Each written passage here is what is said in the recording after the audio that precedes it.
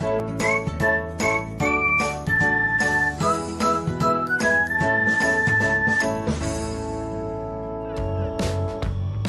everyone, welcome back to another episode of Technologyglance.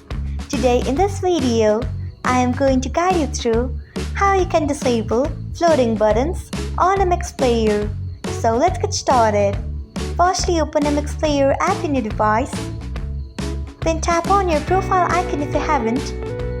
Next, tap on Settings. After that, tap on List. Next, you can see the option of floating button. Untick it by tapping on it. So this is how you can disable floating button on MX Player. Thanks for watching. If you found this guide helpful, we would love it if you hit the thumbs up button below.